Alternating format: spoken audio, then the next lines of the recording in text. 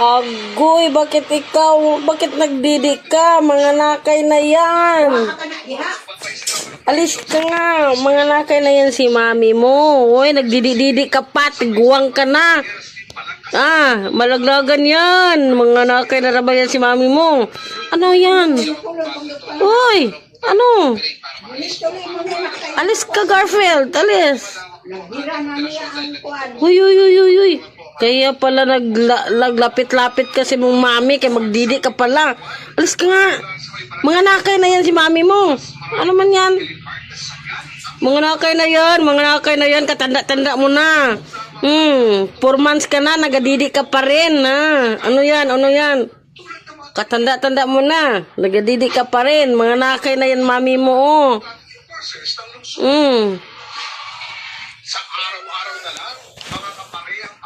Huwag ka na magdidi. Katanda-tanda mo na. Didi-didi ka pa. Wala ka na yan siya.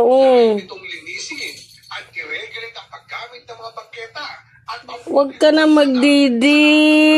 Kay mga anak na yan si mami mo. Mga anak na yan. May bagong baby na. May bagong Persian na naman. Ikaw, sige ka nagdidi. Katigulang mo na. Huwag ka na magdidi-didi kasi. Tanda na. Matanda ka na. Huwag ka lagi magdidi. Kaya baka mga di na yan makaanak si mami mo.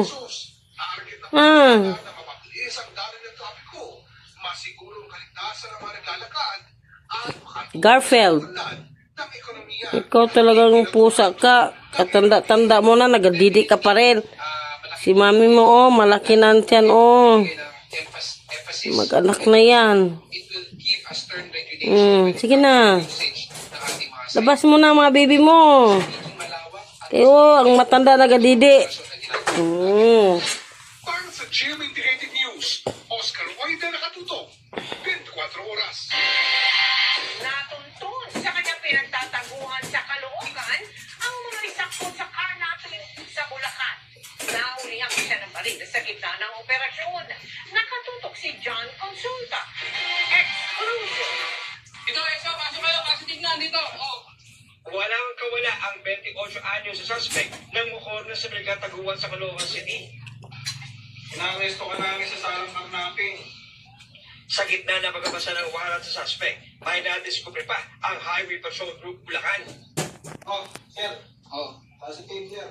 May baril. Ayun. Sir. Ano sira po? Anong sira?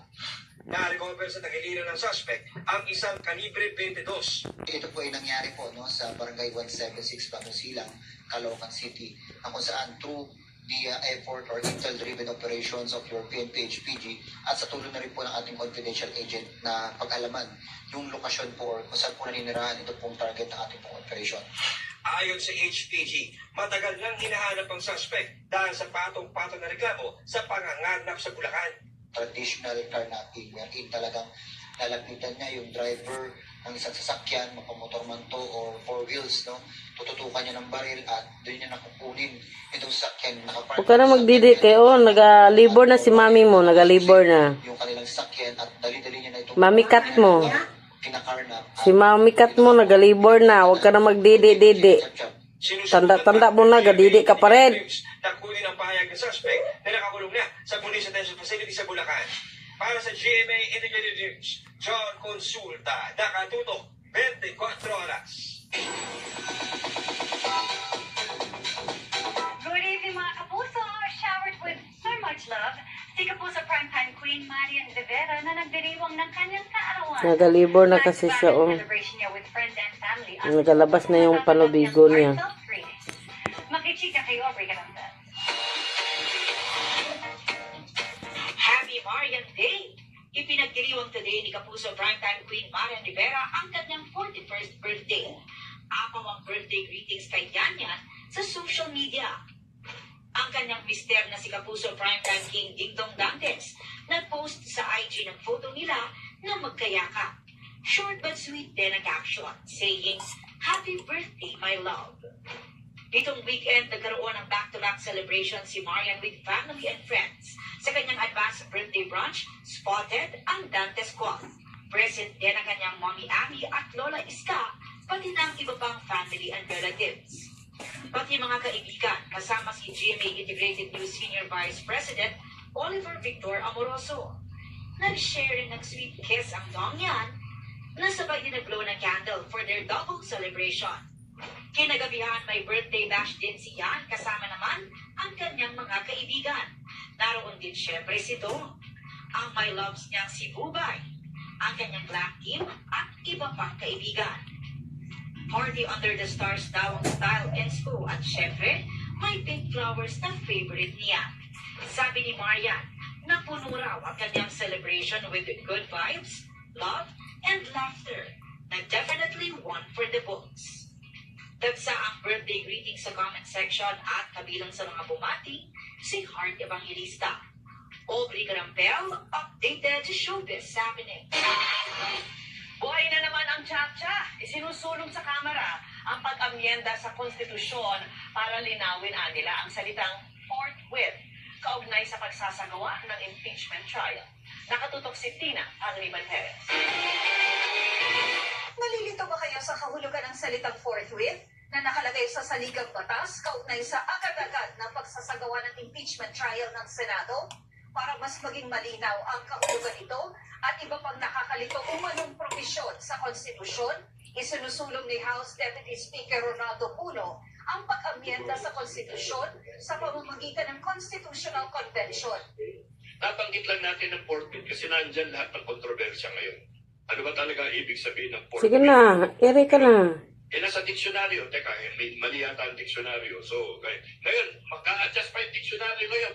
Constitutional Convention o CONCON ang napipisil ni Puno at partido niyang National Unity Party para sa charter change imbes na Constituent Assembly o CONAS. Sa CONCON, may mga delegadong ihahalal o itatalaga para baguhin ang saligang batas, habang sa CONAS, mga senador at kongresista ang gagawa nito. Para hindi maantala yung pagbabago na kailangan natin sa saligang batas at hindi naman matabi yung mga trabaho natin dito sa legislatura, naisip namin mag-constitutional convention na tayo. At dyan siguro ay maaari tayong kumuha ng mga bagong mga Sige na, ere ka na. mamumuno, yung mga taong talagang sagad sa pag-aral sa ating mga batas at saligang batas. At dyan gagawin namin forthwith. Para mas malinaw ang kahulugan ng forthwith, panukala ni Puno, ilagay sa konstitusyon kung ilang araw ang dapat itakbo ng kada proseso sa impeachment, gaya ng takbo ng mga kaso sa korte. Tuwing pinag-uusapan sa Kongreso ang pag-amyenda sa konstitusyon, laging nabubuhay ang mga pangamba at suspensya ng iba't ibang sektor. Kahit si Deputy Speaker Puno, aminadong baka mahirapang ilusot ang kanyang panukala. To be honest with you, the initial reaction... Sweet ka pa rin sa anak mo. Matanda na yan. Mag-iri ka na dyan, mag-iri ka na. Iri ka na. Hayaan mo na yung anak mo kay matanda na yan. Na magpe-perpetuate in office yung mga ibang... Sige na, iri na. Ang ilang kongresista, Ilabas mo na yung mga anak mo. panukala. I'm not closing the idea of amendments, lalo na yung mga binanggit na mga ambiguous provisions ni Congressman Puno. So we need to study that very well. And tama rin yung sinabi niya na kung talaga magkakaroon ng amendatory process, it should be a constitutional convention. Ang Malacanang naman, Actually po, sa mga ganyan ay malalaman din naman po natin kung ano po ang isinaad noon ng mga framers of the Constitution, ng 1987 Constitution. May mga pagkakataon lamang po siguro, kahit maliwanag ang ibang mga definition or mga terms, ay minsan napapalabo para merong mapamura.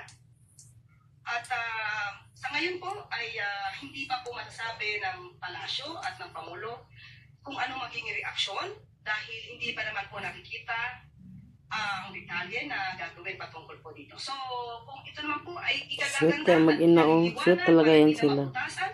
Mag-ina yan sila, mag-ina. Yan ang panganay niya. Hindi naman po ito tututulan ng Pangulo. Nagalibor na kasi yung mami niya. naghain din si House Committee on Human Rights at Manila 6th District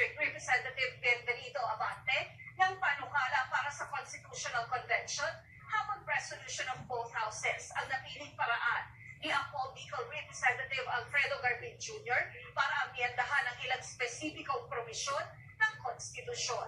Para sa GMA Integrated News, Tina Pangaliban Perez, nakatutok, 24 oras. Nagpaalala ang Pangulo laban sa mga abusadong pulis sa gitna ng pagdiriwang ng 124th Police Service Anniversary sa Campo Grande. Hindi anya sapat ang pagbaba ng krimen at mga bagong gamit, lalo kung may mga tiwali pa rin. Nakatutok si June Veneracion. Sa loob ng command center ng PNP, ipinakita kay Pangulong Bongbong Marcos kung paano lumisponde sa 911 Mas matangkad pa yung anak. Ipinapanood sa Pangulo ang 4 months pa yan, 4 months. ng mga rumeresponding pulis. Persian kasi yan. Nagka-problema. Naku, Diyos me, itong problema natin sir. Pabilis ang internet. Sige na, labas mo ng baby mo. Di internet sa akin. Hindi mo kita iwan, hindi kita iwan. Sa kabila ng mga hamon, ipinagmalaki Ako muna ngayon ang mag-kuan. ng tawag sa 911 Mag-doktor, mag-midwife. mula ng paging PNP chief siya ay narespondihan sa loob lang ng 5 minuto. 5 minutes. Just a relatively small window of Kaya nagalabas-labas na yung tubig 5 mo. minutes can mean the difference between safety and danger, even between life and death. Bagaman pinuri ng Pangulo ang emergency response, dapat hindi aniya kalimutan na may ilang tiwaling maituturing na banta sa seguridad. Ahanin pa ang pinakamodernong kagamitan kung may ilang pulis pa rin ang umaapuso sa kapangyarihan. Inuulit ko, walang lugar ang katibalian sa ating kapulisan. Sa datos ng PNP, bumaba ng 7.75% ang crime incidents mula August 2024 hanggang June 2025 kumpara sa nakalipas na panahon. Pero sabi ni Pangulong Marcos, hindi sapat ang numero para maalis ang pangamba ng publiko. May you always be reminded that the true measure of your effectiveness is how safe and empowered our people feel under your watch and the trust that they place in the badge that you wear. Para sa GMA Integrated News, June Veneracion, nakatutok, 24 oras. Mga kapuso, update tayo sa bagyong Gobi.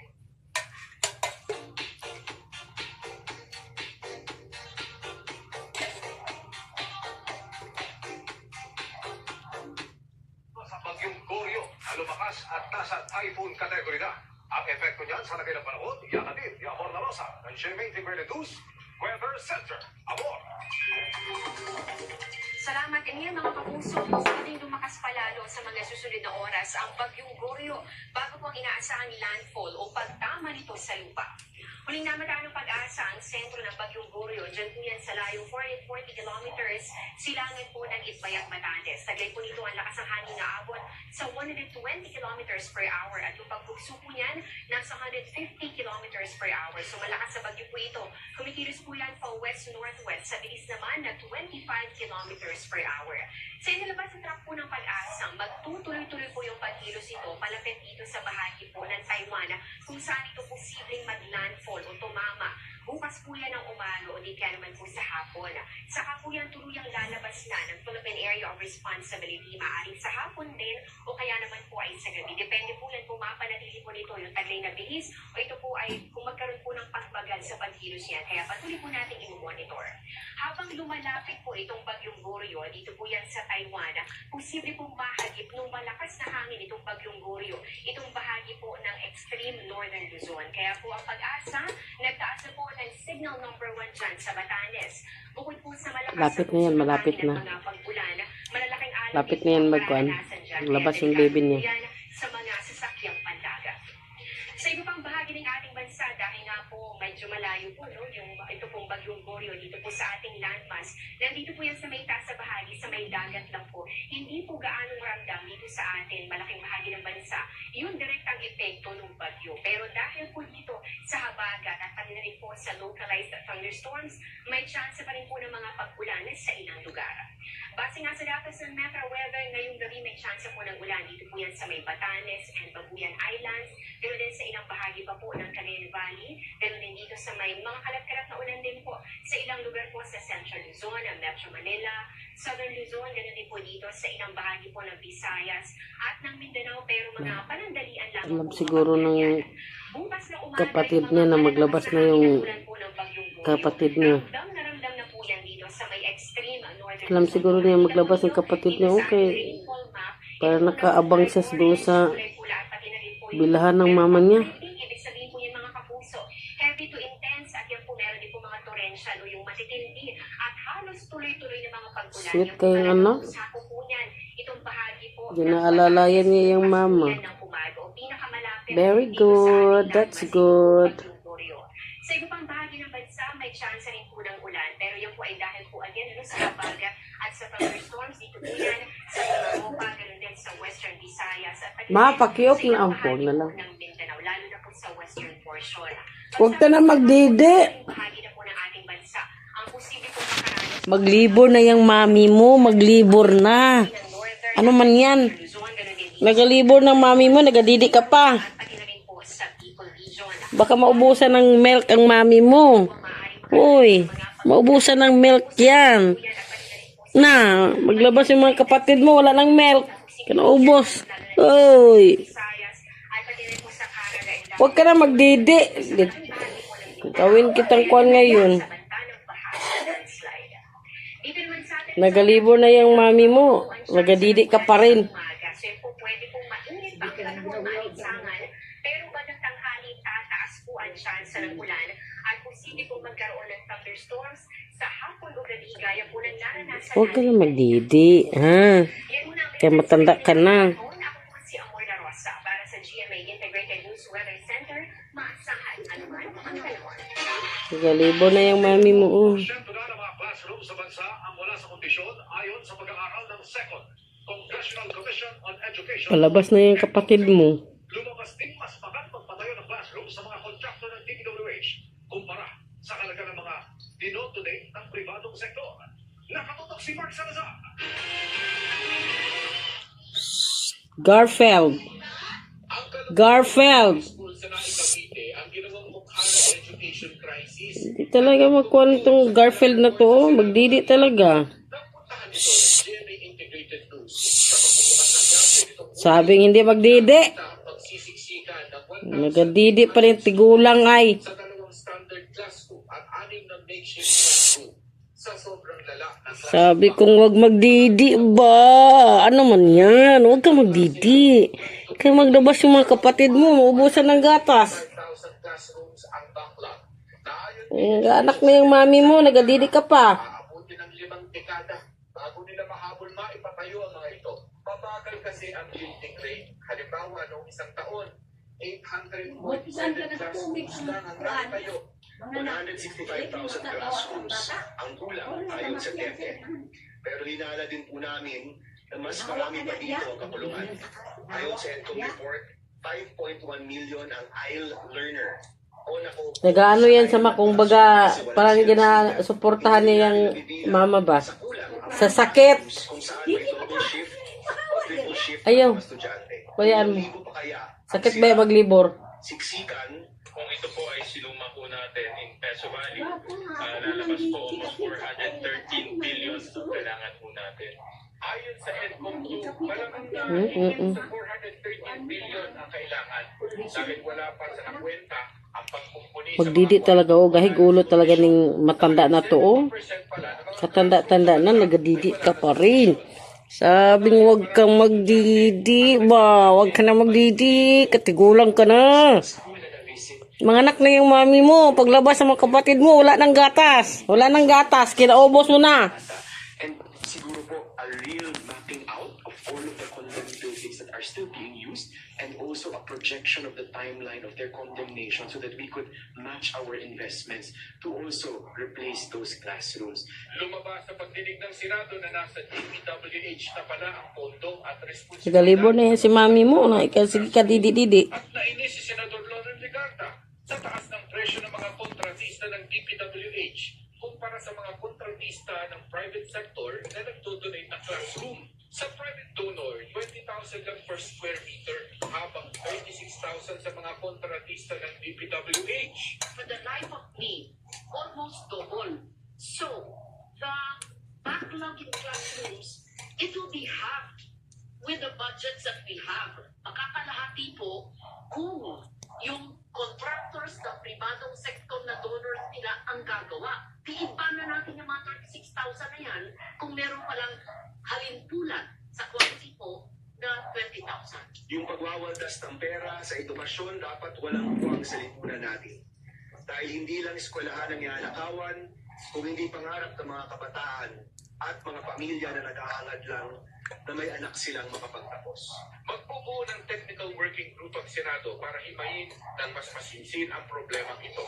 Para sa GMA Integrated News, Mark Salazar, nakatutok 24 oras. Samantala, hindi sagot ang pagbiyahe para solusyonan ang problema ng bansa. Yan ang buwelta ng palasyo kay Vice President Sara Duterte nang depensahan ito ang mga puna sa madalas niyang pag-aabro. May kumasabi sa hamon ng bise na ilabas ang travel list ng mga kongresista. Nakatutok si Mari Dumati. Nagtatravel ako, lumalabas ako ng bansa dahil frustrated na ang Filipino communities abroad sa nangyayari dito sa ating bayan. Sa sinabing ito ni Vice President Sara Duterte bilang paliwanag sa batikos kung bakit siya nagbibiyahe abroad, pumuwelta si Palace Press Officer Undersecretary Claire Castro. Frustrate yung mga kababayan natin abroad dahil ang Pangulo po ay nasa Pilipinas, nagtatrabaho, samantalang ang Vice Presidente ay madalas na nasa personal trip at hindi po sagot ang pagbabiyahe para masolusyonan kung may problema man ang bansa. May patutsada pa siya sa kung ano ba talaga ang layo ng visa sa kanyang ginagawa. Dahil pag pinatanggal po ang Pangulo sa kanyang pwesto, ang makikinabang po dyan ay ang Vice Presidente. Garfield. Siguro dapat mas maging maliwanag lamang na ang personal trip ay ang personal agenda. Kahit gulo ba. Sabi ko, wag magdidi. Kay nagalibor na yan si mami mo. Nagalibor na yan. Huwag ka magdidi man. Huwag ka magdidi. Nagalibor na yan. Magsika pagdidi, tigulang ka. Garfield. Garfield. Tira ba magpakuan? Bukas sa rito si Deputy Speaker Ronaldo. Di pa naman magpaano, hindi magpaawat, di magpaawat, huwag ka lagi magdidi ba? Ha, tigulang ka na, huwag ka na magdidi. Travel, hindi binabayaran ng gobyerno. Official travel, binabayaran ng gobyerno. Garfield. Ako mauna ako, magpapail ako. Hindi talaga magtigil, sabi ko huwag magdidi, kaya nagalibor na yan si mami mo. Nagalibor na yan ba? Nagalibor.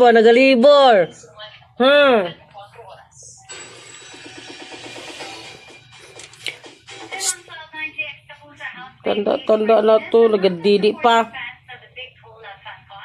This or last weekend, at dahil naging usap-usapan ang kanyang performances with True of the Boys, na in River at Ralph, ilang behind-the-scenes moments na sinare si AZ. Bawal magdidi. Kaya sinistarya.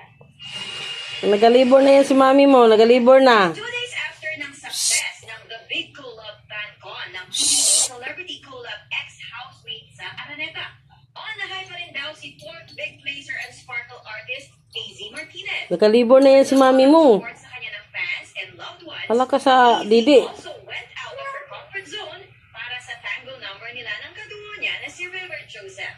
Backtrip ako, mga ganun. So, na-rehearse po talaga namin yun. We really wanted to give the best show. Maging ang ilang kapwa niya ex-housemates, hindi rin daw biro ang ginawang pagdanda para mapasaya ang fans sa kanilang performance. Bukod sa dance number ng Asper, equally special din daw for AZ ang duet na siniship sa kanyang si Ralph De Leon. Another highlight was like yung kumakanta kami and all we saw was yung mga LED namin. Grateful beyond words nga raw si AZ sa lahat ng mga naka-appreciate sa FanCon. And we're really happy na they were satisfied, they were happy. That's what we really wanted to do. This is for the fans. Ang Tina Imperial updated sa Showbiz Happenings. Naugnay na sa ilang kontrobersya ang ilang construction company na inilista ng Pangulo na naka-corner sa mga proyektong kontrabaha. Ang isang sinita noon ng COA dahil pitin ang ginawang kalsada at naging... Saan ka na? Higa ka na dyan. Yan, magkakalat ka na ng ano mo, panubigon mo. Higa ka na, higa. Huwag ka na mag-alis. Higa. of the entire 545 billion budget napunta lang sa 15 na contractor. Sa labing limang construction companies na binanggit ng Saan ka na magpunta?